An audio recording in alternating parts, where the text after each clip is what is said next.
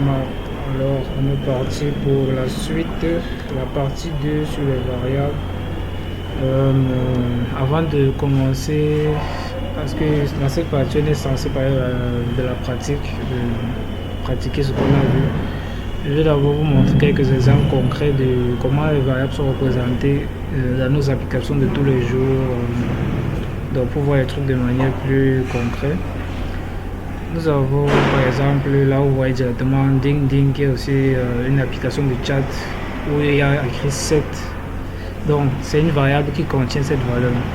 Et cette valeur s'incrémente au fur et à mesure que je reçois des messages ou des notifications. Donc c'est pareil pour tous les autres logiciels, toutes les autres applications que vous connaissez, voilà, comme WhatsApp ou comme Facebook.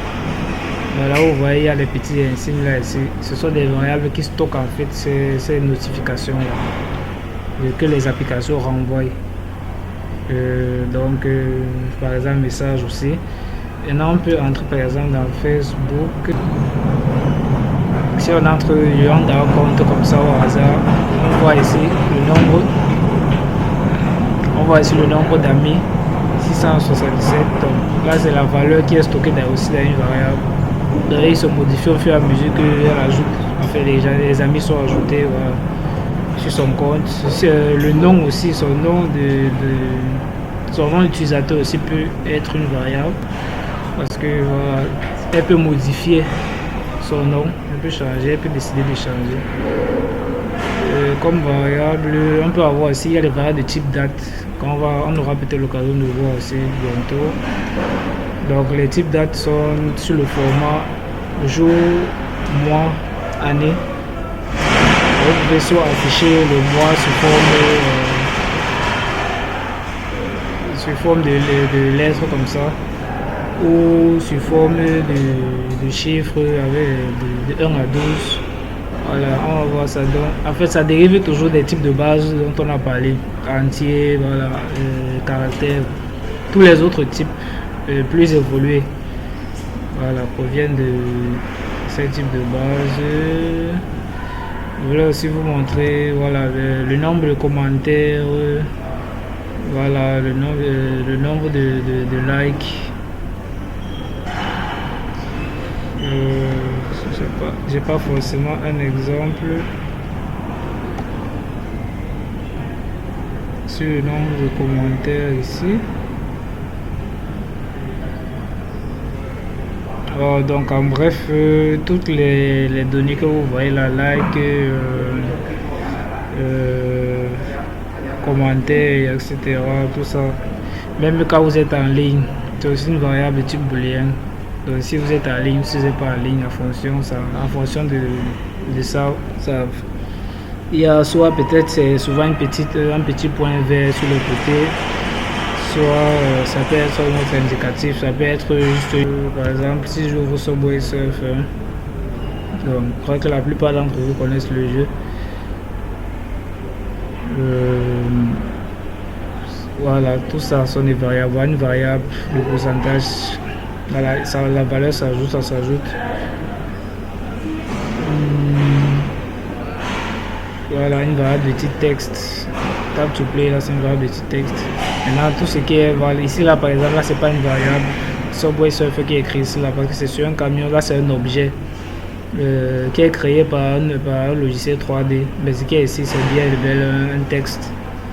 Donc, ici, je lance par exemple, vous allez voir sur les étoiles là, c'est aussi une variable. Là, il y a x1, là, 43, ce sont des variables. Ça, c'est le score qui s'incrémente, ça peut s'incrémenter, ça s'ajoute au fur et à mesure. Je suis nul. Ça s'ajoute au fur et à mesure que. Ça s'ajoute au fur et à mesure, voilà, que vous avancez. C'est une variable. Son contenu fait que s'ajouter jusqu'à ce que le jeu s'arrête. Voilà. Vous avez aussi le nombre de pièces. Voilà. Vous voyez sur le côté le skateboard, il y a 10 skateboards, voilà. 5 étoiles, 5 les trucs pour les jetpacks là. Voilà. Vous voyez un petit texte s'affiche à mission accomplie, colors aussi, sur les types textes, dans les types caractères. En fait, caractère, un petit caractère avancé, chaîne de caractères. Bon, il tenait vraiment à montrer ça pour que ça soit plus significatif ce que les variables représentent. Et donc, là, on va passer au vif du sujet. Donc je vais ouvrir un nouveau terminal comme ça.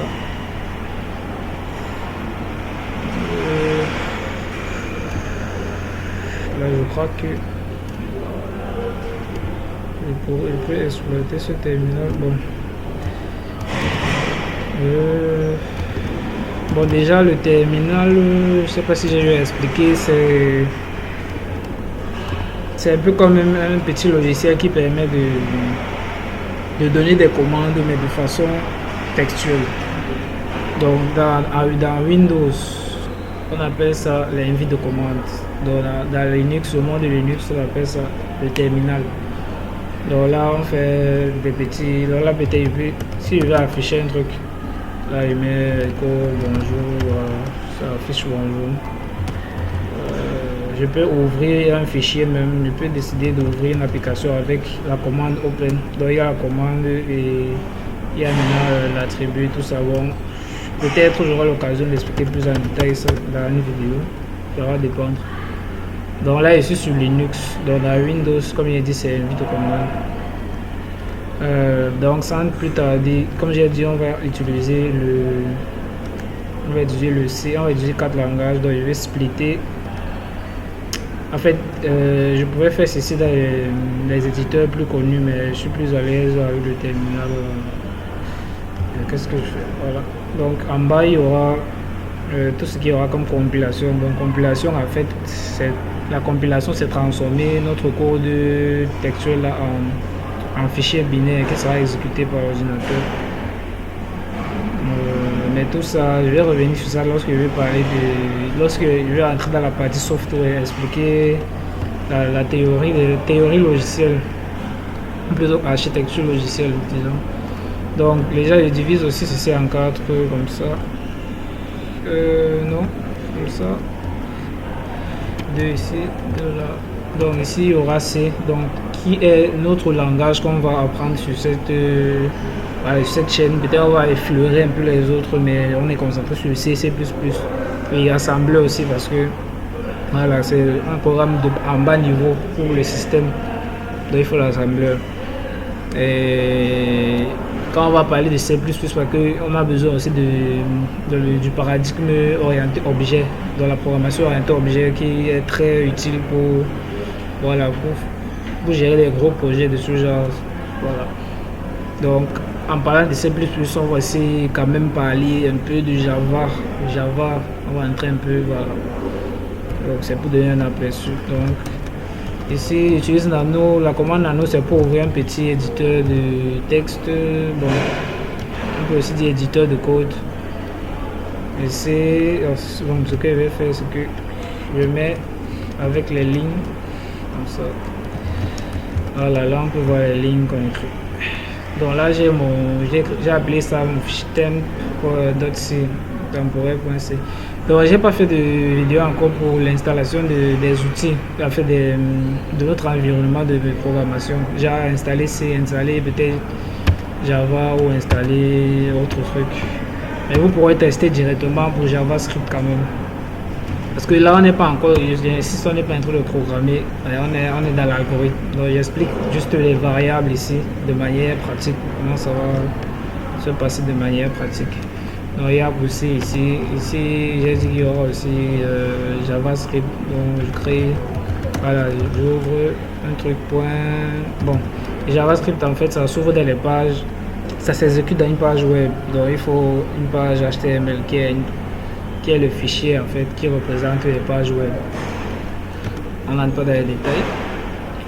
Je peux aussi éventuellement créer un fichier JavaScript parce qu'en fait ce que je pourrais faire c'est créer un fichier JavaScript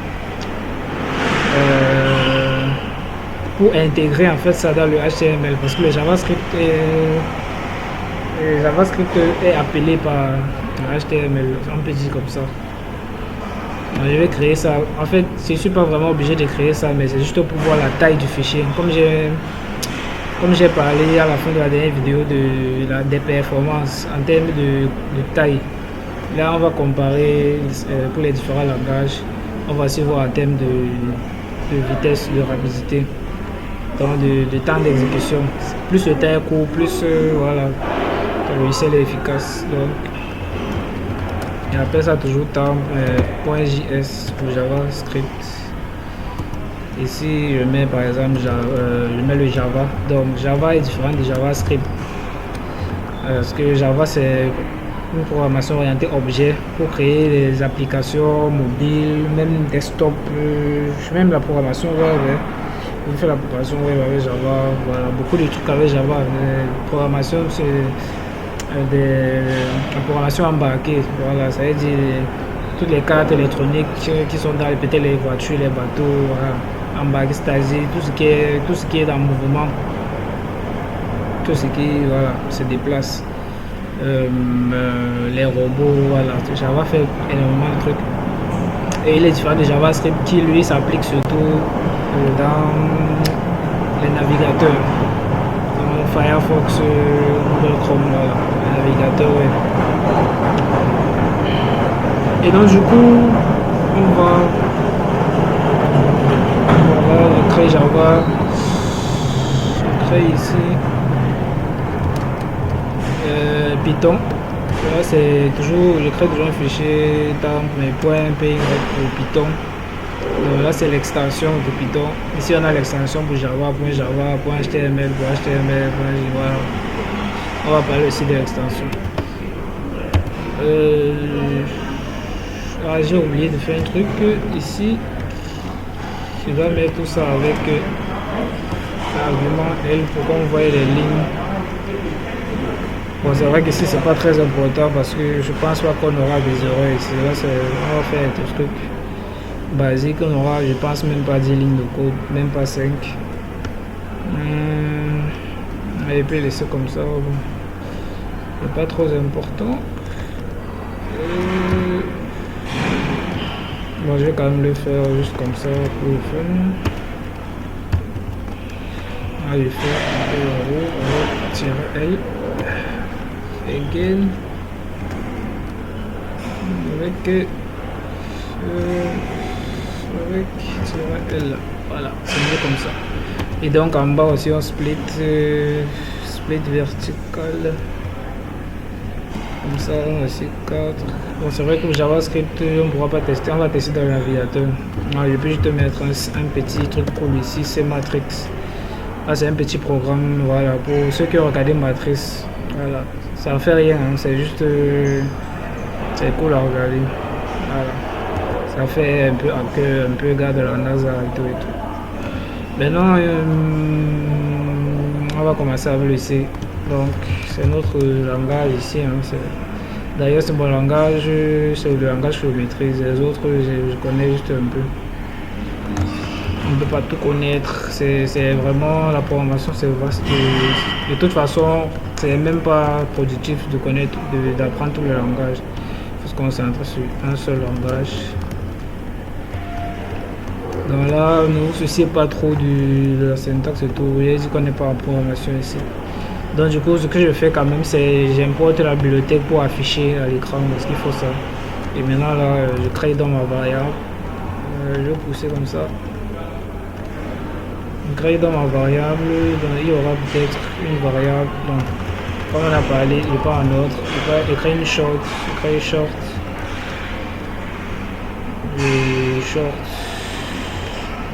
on va mettre 10, ensuite je crée type int, après ça b. Là je mets pas les noms significatifs parce que voilà, on est sur un truc de tester les variables. Mais si on fait vraiment, si on doit implémenter un algorithme, on va pas, voilà, on met pas les variables comme ça. On met toujours les noms significatifs, comme j'ai dit dans la dernière vidéo. Alors je mets toujours la même valeur, hein, ça ne me dérange pas. On va juste tester. En tout cas, non, il faut que je mette les différentes valeurs. Et chaque instruction ici en C finit par le point virgule. Voilà. On a les longues. Et là ici, je mets 9. Voilà. Long.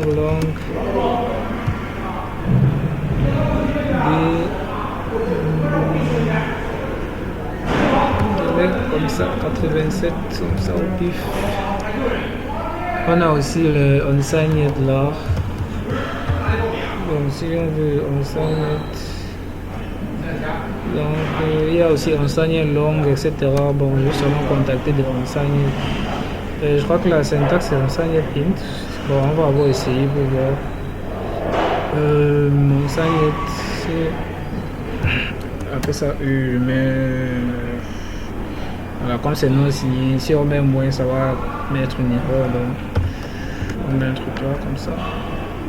Donc là, éventuellement, il peut mettre les nombres négatifs ici, mais dans le test, on pourra modifier directement ces variables. Comme ça, il y a encore il y a le float, on met un nombre 2,5. En tout cas, comme j'avais dit, normalement pour les floats, si vous mettez 2,5, vous mettez F. Pour dire que c'est un float. Mais si on laisse comme ça, c'est normalement un double. Double. Je vais mettre 3,5. Voilà, quand on met comme ça, normalement, sans indicatif, c'est pour dire que c'est un double.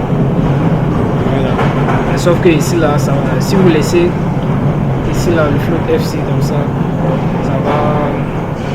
faire ce qu'on appelle une conversion implicite.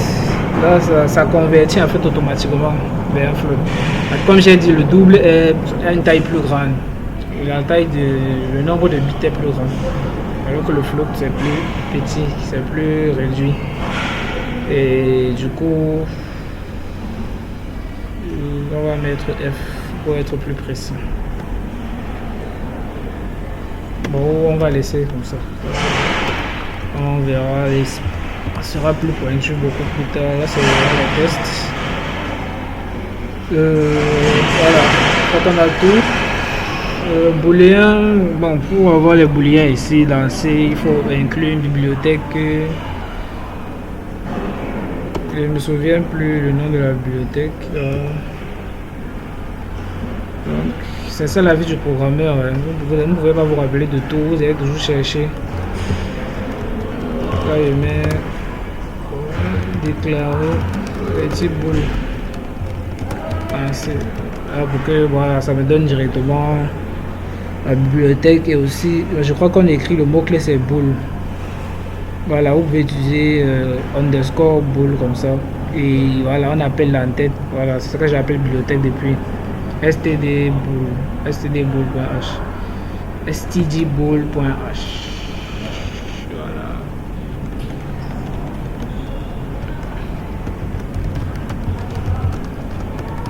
stdboule. Et donc je reviens ici. Je crée, on a dit que c'est le type c'est comme ça boule. Je mets online, là je mets pour le coup je mets un truc significatif. Et la valeur, je sais pas si on met trop, si on met voilà. Voilà, vous voyez, bon ici là il déclare des constantes. On va parler de ça quand on va entrer dans les directives préprocesseurs. C'était des boules, voilà. Bon, en fait c'est 1 et 0. On doit mettre 0, 1. Là on met pas trop false. Si on veut mettre trop false, on déclare une constante comme ils ont fait. Trop, on déclare une constante et on met voilà. Mais pour le coup, on va juste laisser comme ça. On va mettre 0. Je crois que c'est tout. Le caractère, voilà. Caractère. J'appelle ça comment? J'appelle ça bon, carat. Je mets A ici. A majuscule. Voilà. Et donc, en HTML maintenant, bon, normalement on met les HTML balise, bon, on met la balise, script, là c'est pour écrire du code JavaScript. Et donc, ici, pour déclarer les variables, on ne spécifie pas en fait le type comme dans les langages plus bas niveau. Le JavaScript c'est un peu comme un langage un peu plus de haut niveau. C'est un langage vraiment de très haut niveau, un peu comme le Python. Donc ici, on ne définit pas des spécificités du type. Là, on met seulement le mot-clé let pour dire que c'est une variable et le nom et l'identificateur. Là, je mets toujours A. Et ici aussi, il n'y a pas les points virgules. Voilà. Les langages de très haut niveau, là, on ne met plus les points virgules. Let B. Bon, comme il n'y a pas de spécificité, juste tout ce qui est entier, voilà, ça reste A. En fait, ce que ça fait, c'est que ça fait un typage automatique. Donc, dès que vous mettez en fait une valeur dans la variable, ça reconnaît, ça lit une fois le type que vous avez ici, et là, ça attribue le type correspondant. Donc, si vous changez même de type, ça ne va pas déranger. Genre, si je mets plutôt après, par la suite, je décide de faire A égale à, je mets un caractère ici, là. Ça va pas déranger parce qu'il y a ce typage automatique là. Là, ça va juste convertir directement le type. Alors qu'ici, là, vous ne pouvez pas faire ça. Si vous avez un type int ici et que vous mettez un caractère, ça va donner une erreur. Voilà. Donc, il y a un non, c'est réel. Non, c'est réel, non, je viens de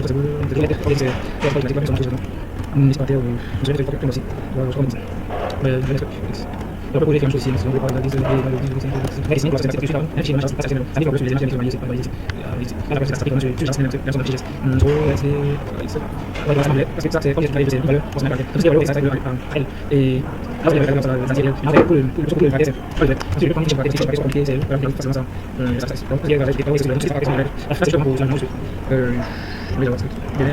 Bon, bref, c'était juste la différence entre, voilà, quand vous avez les variables, comment c'est déclaré dans certaines. Maintenant, on va aussi voir maintenant la différence entre les tailles. Donc, pour voir les tailles, déjà, ce que je vais faire d'abord, c'est de supprimer tout ça. Voilà, vous voulez que ici, je crois qu'à partir des prochaines vidéos, je vais peut-être devoir aller à VS Code. Et du coup, on va utiliser juste une seule instruction pour que ça soit vraiment pareil partout. Donc là, je déclare une variable et j'affiche c'est print f pourcentage de, je mets le nom de la variable ici.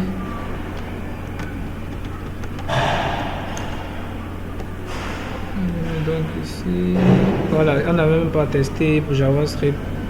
Donc pour tester, soit on peut exécuter directement ici, comme j'ai dit en fait, on peut lancer des logiciels ici, ou bien des scripts ici. Donc on peut lancer directement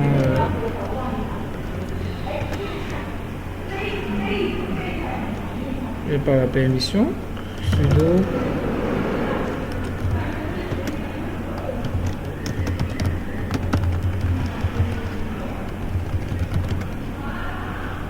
Ok, oui, on ne peut pas lancer des HTML comme ça. Il faut lancer Firefox. Bon, ce qu'on fait, c'est qu'on vient seulement ici.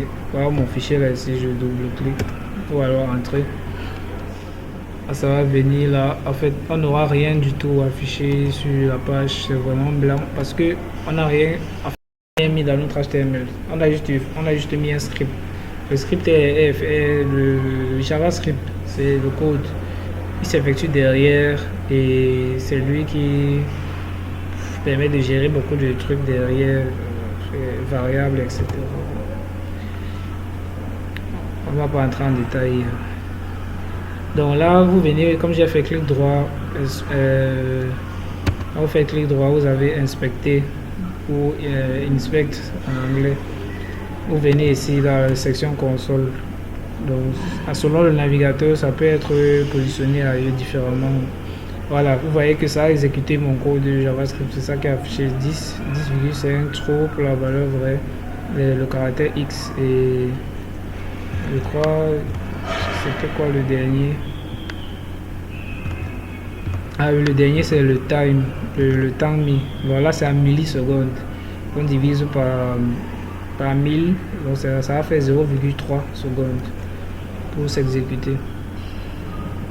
Et ce qu'on va faire donc maintenant, c'est comme j'ai dit, on doit avoir le même code pour tout. Performance, non, je sais que performance, si je laisse, ça va quand même jouer sur, je sais pas, ça va jouer sur le temps. Non, ça va pas jouer sur le temps, vu que ça va s'arrêter uniquement à l'affichage du AC.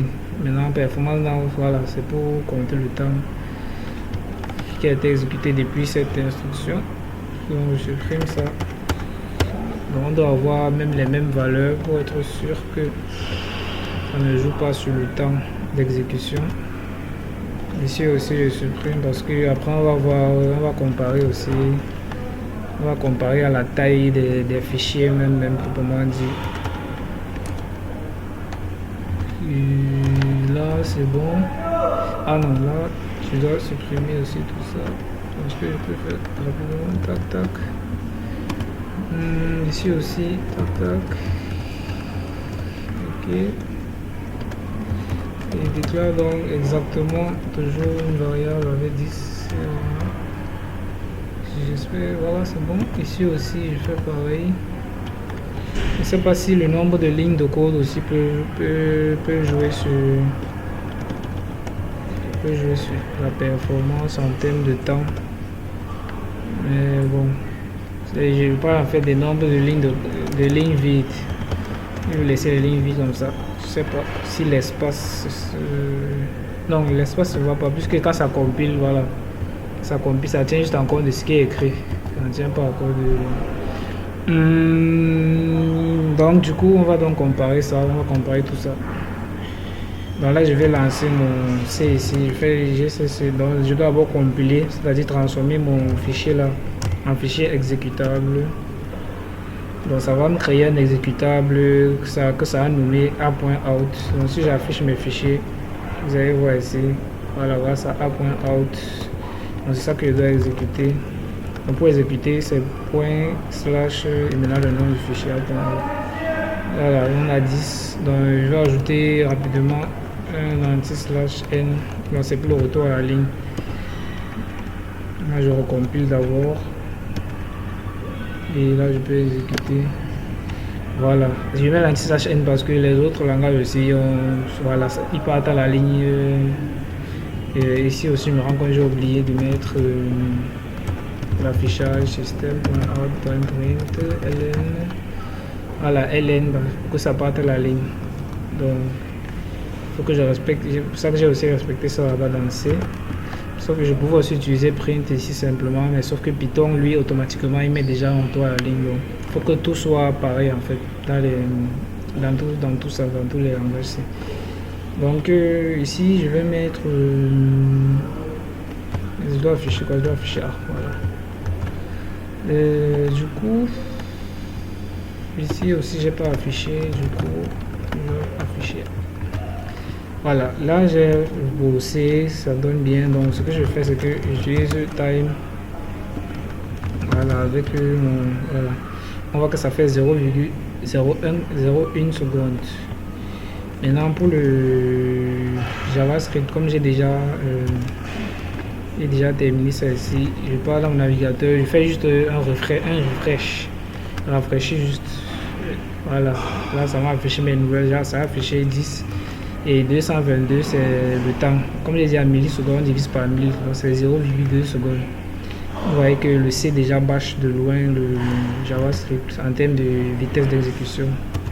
Maintenant pour Java aussi, il faut que je compile d'abord, c'est-à-dire je recompile d'abord mon fichier .java.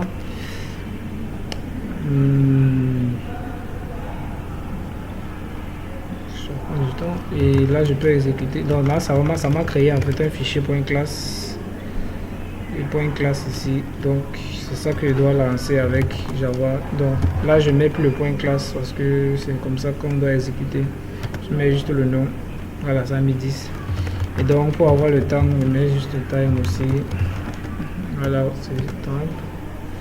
Ça a mis 0,5 secondes. Donc le C bâche toujours de loin, même Java. Et JavaScript est aussi plus rapide que Java. En tout cas, on peut tester plusieurs fois parce que ça, vous voyez, ça change. Il y en a 3. 3. Voilà, je crois que la moyenne c'est dans les 2,5 comme ça par là. Voilà, ça atteint jusqu'à 5. Donc entre 2 et 5, si on fait la moyenne, c'est l'écart 1,5 est la moyenne. Donc on ajoute 1,5 à 2, donc c'est 3,5 en moyenne. Donc en fait, je dis 3,5, 0,35 secondes. Bon, ça va, JavaScript est plus rapide que Java. En tout cas, dans ce qu'on voit ici, hein, il peut y avoir je sais pas. C'est vrai que ceci aussi, ce n'est pas un exécutable. On exécute un point classe avec l'outil de Java. Parce que ici, vous voyez, là, on exécute directement. Là, c'est direct. C'est un peu comme si vous double-cliquez sur un fichier exécutable dans Windows. Alors qu'ici, on exécute avec son outil, le JDK Java. Donc, c'est assez objectif, c'est assez subjectif. Donc, c'est possible que Java soit plutôt plus rapide. Et donc, on va aussi faire la même chose pour Python. Et Python, c'est pareil aussi, parce que Python, on exécute avec son interpréteur Python. Comme ça. Voilà, ça fonctionne. Maintenant, j'ajoute time.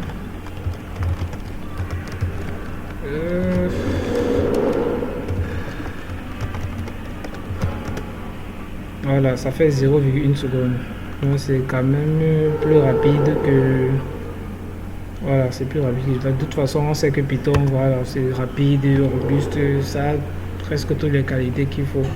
Mais ça reste beaucoup plus lent que le C, parce que le C est plus proche du hardware, plus proche de la programmation bas niveau. Voilà, c'est plus proche du bas niveau. Donc, on peut conclure que on a d'abord le C qui est beaucoup plus rapide. Donc, si vous voulez des logiciels plus rapides, c'est avec le C. Si vous voulez des logiciels plus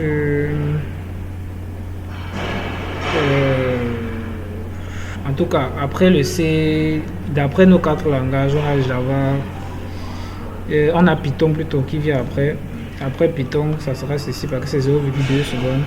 Donc, il faut relancer, hein, parce qu'on vérifie 0,2 à 0, voilà, vous voyez qu'il y a aussi 0,9.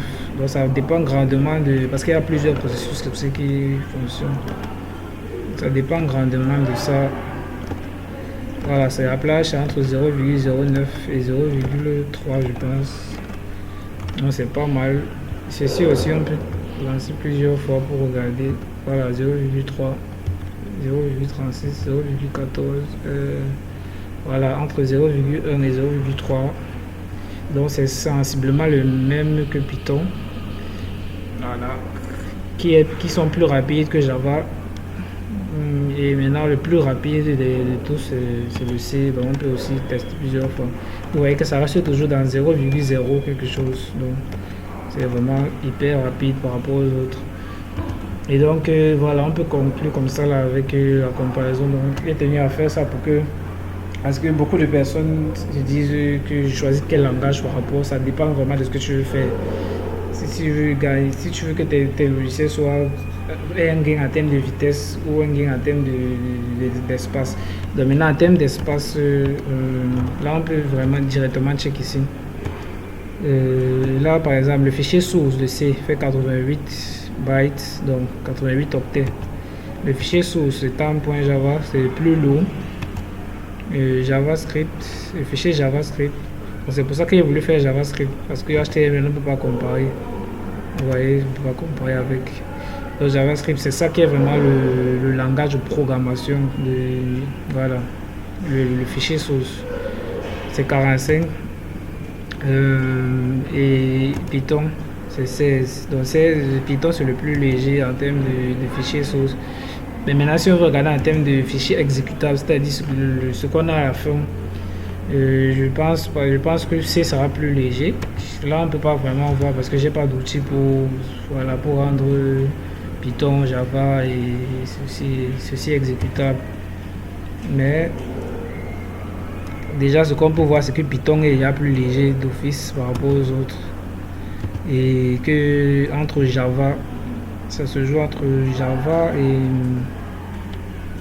quand on a JavaScript. Voilà, on a Java. Java quand même pèse en termes d'espace. Bon, si on prend, voilà, en termes le fichier quand même, on peut dire post exécutable. Post, je sais pas si post. Pré, oui, pré-exécutable. Voilà, il pèse beaucoup plus même que le fichier source. Mais je crois que de nature, quand même, le fichier source pèse plus que le fichier exécutable doit peser plus que le fichier source. Donc le fichier source, c'est là où le code même est écrit. Là où le code est écrit. Mais le fichier exécutable, c'est ceci. Donc quand on a compilé, on a transformé ça. Ça, c'est un fichier binaire. Si on ouvre ça avec un éditeur, on va voir des caractères qui n'ont aucun sens. Donc voilà, c'est encodé. Et aussi on a fait, on peut dire une pseudo-compilation en fichier .class. Donc ça va toujours peser plus. Alors ça, c'est le fichier source, là où il y a notre code, ça ici. Et là, c'est le fichier, voilà, qu'on a compilé, mais c'est pas un exécutable. C'est son environnement Java qui l'exécute. Voilà. Et on va donc, pour conclure, on va maintenant faire un petit test avec le C. On va remettre tout ce qui était dans le C et on va arrêter tous les autres terminaux.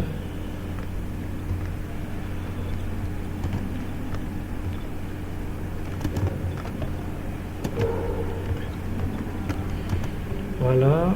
Maintenant, ce qu'on va faire, c'est on va utiliser GDB.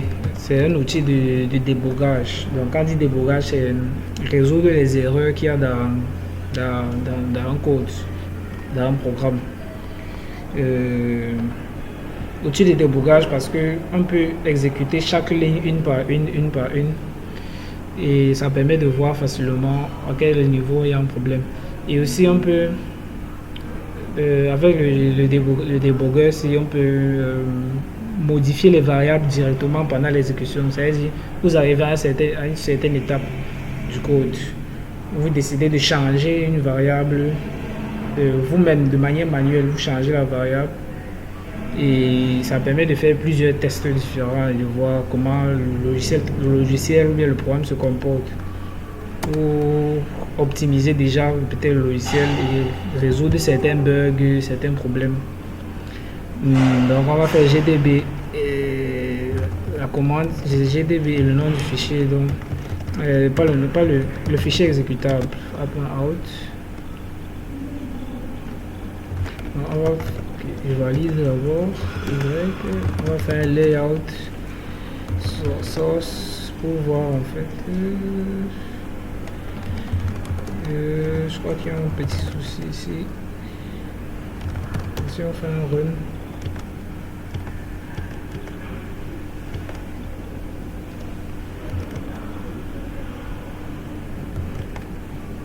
Voilà, le problème c'est que je sais où est le problème.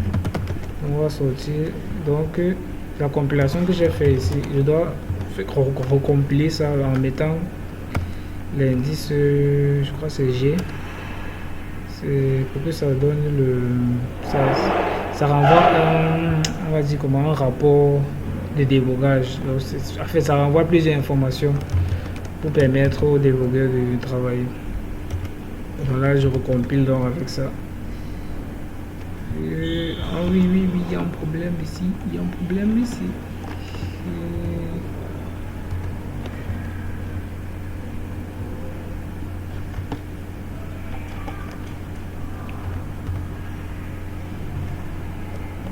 Ah non, je sais ce que je fais depuis tout à l'heure. Là, je fais un retour en arrière. Ok. Voilà, c'est ce que je voulais. Et donc je recompile donc double G. Ah oui, point virgule oublié. Vous voyez que les erreurs ici. Il faut aussi savoir lire les erreurs. Il y a d'autres personnes, c'est comme s'ils refusent de lire les erreurs. Quand ils ont les erreurs, ils pleurent, ils ne savent pas. Voilà. faut apprendre à lire. En anglais, il faut s'habituer. Tu lis, on a dit ici, virgule ou point virgule manquant avant double. Donc, et avant ceci, il y avait le point virgule ici qui manquait. Voilà. Donc c'est un truc que on va aussi beaucoup en parler. La gestion des erreurs.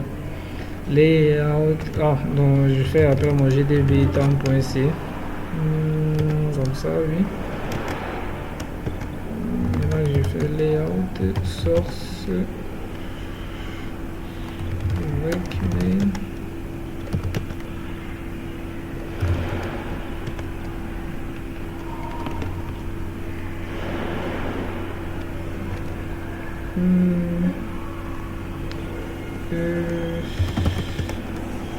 Qu'est-ce que j'ai fait? Ah ouais. Oh là là. C'est le fichier exécutable qu'on doit lancer. Voilà, layout, source.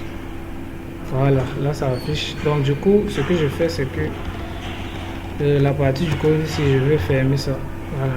Là maintenant, nous sommes dans le GDB. Donc là, il m'affiche mon code comme ça. Et du coup, je peux...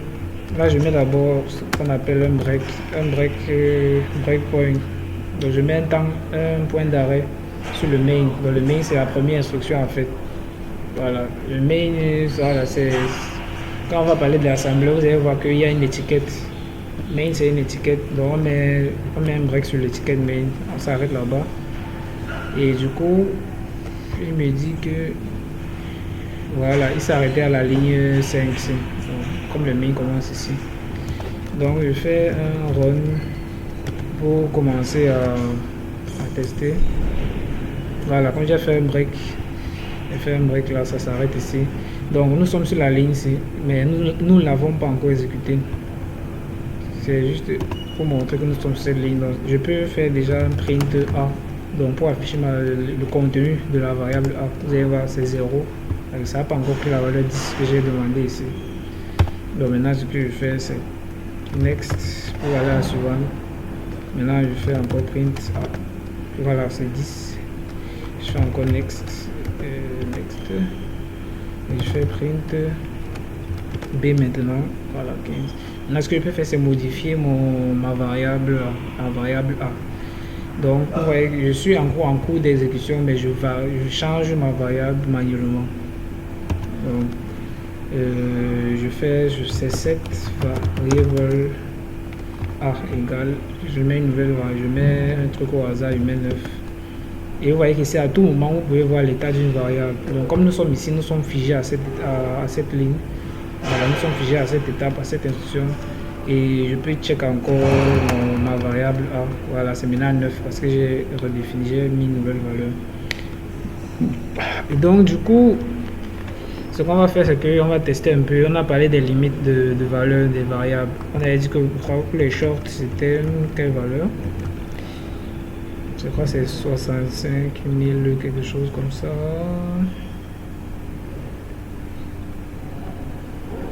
Voilà, les shorts, voilà, c'est 65 536. Bon, en fait, comme j'ai dit, les shorts, voilà, quand c'est signé,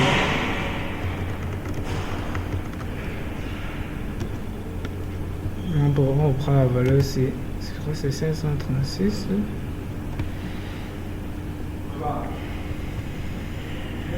Voilà, on divise ça par 2. 32 768. Donc la plage donc ici, quand c'est signé, parce que je dis par défaut, comme j'ai écrit short là, pas comme ça. Par défaut c'est un nombre signé. Voilà. Et donc ici, si c'était un nombre non signé, c'est-à-dire un nombre positif, on doit avoir 0 à 65 000 ici. Donc là on aura plutôt ce qu'on a trouvé là-bas, c'est 32 768. Donc 32 768 et ça finit à plus 32 767. Voilà, c'est la dernière valeur. Et donc on va essayer de dépasser cette valeur là. On va mettre 32 768. C'est pas censé être voilà. Donc, on va d'abord mettre la dernière valeur, la valeur vraiment limite. Cette variable a égal à 32 768, 67 d'abord. Voilà, on print A, il n'y a aucun problème. Maintenant, on va voir le moment de vérité. 32 768. Ah, ça a donné. Ça a donné. Voilà. J'avais peur. En fait, j'avais peur que. En fait, ce que ça fait ici, c'est que. Je ne sais pas si j'ai eu à expliquer dans la scène vidéo. C'est comme la valeur limite. C'est celle-ci. Dès que vous dépassez, ça fait un retour en arrière en fait. Donc ça fait un retour en arrière. Si je mets plutôt. Si je décide de mettre. Je mets 32 769, vous allez voir ce que ça va. J'affiche ma voyage. Voilà, vous voyez que ça met 67. Donc ça revient en arrière et ça continue en fait son chemin. Donc c'est un peu comme une boucle. Et c'est un problème, malgré le fait que ça, le débogueur ne va pas dire l'erreur. Quand vous allez exécuter votre code, il n'y aura aucune erreur. Sauf que maintenant, il y aura une erreur de logique. La logique que vous aurez voulu avoir dans votre code sera biaisée parce que vous aurez peut-être voulu avoir ce nombre-ci, 32 769, mais vous aurez plutôt ce nombre négatif. Et là, ça va causer des erreurs. Et là, vous aurez des sérieux problèmes à trouver l'erreur. Voilà, donc il faut faire attention aussi en utilisant les types de variables. Sinon, après, gros problème. Et donc on va continuer avec notre avancée next. Donc là on a fait pour le long. Donc on a dit pour le long la dernière fois c'était la valeur limite c'est bon si on calcule ça ok. On a dit que pour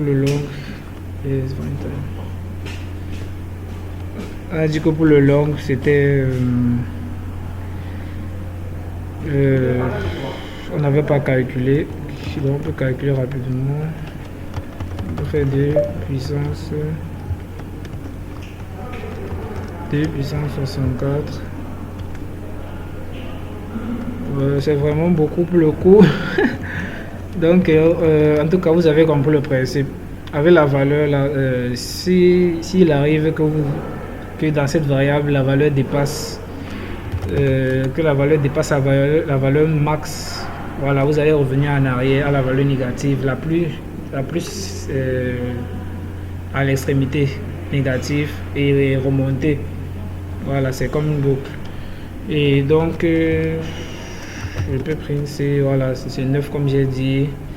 Voilà, au lieu de faire next, je fais n. Et je peux faire juste P, voilà, ce raccourci. J'ai fait quoi? PE, ok. On n'est pas E, on est à D, PD, voilà, 87. Ici, voilà, j'ai fait PE, c'est à 0 parce qu'on n'était pas encore à E. Je reviens. On fait next. Je fais maintenant PE, voilà, 90 qu'on a mis. Next. PF, V8, next. P, line, c'est false, voilà. Et je crois que je peux remettre trop cette variable. Ma variable c'est online, cette variable online égale trop. C'est un peu trop, est-ce que peut-être je dois mettre 0, cette variable online. Trop c'est 1, on va mettre 1, voilà. Affiche variable online, voilà, c'est trop maintenant. Donc pour mettre la valeur, c'est avec 1 et 0. Donc je suis là comme ça dans un petit cafétéria en fait. Donc ils sont en train de fermer. Donc rapidement je vais vous montrer le dernier ici. Donc je vais afficher rapidement. Voilà, vous voyez, ça va afficher 65. C'est le code qu'on avait en décimal du karaté A majuscule. Et là, on a la syntaxe de A majuscule, la valeur, comme on a vu dans les expressions et valeurs. On a vu, voilà ça qui est affiché. Et son code. Donc, on se revoit pour la prochaine vidéo. On a enfin terminé avec les variables. Donc, on n'a pas vraiment parlé des constantes parce qu'il n'y a rien à dire. On pouvait éventuellement tester les constantes et voir si on pouvait modifier, mais voilà, on le fera peut-être dans la prochaine vidéo. Et sayonara. Comme un samoussa, je refais le portrait comme au Beaux-Arts. Loyal, poli, droit et sincère, je respecte le code du Bushido. Mais si on met les armes à terre, c'est pour te faire une prise d'aïkido. Et la concurrence au cimetière, ne pensez pas mourir aussitôt. Mon katana taille leurs artères et broie leurs organes génitaux.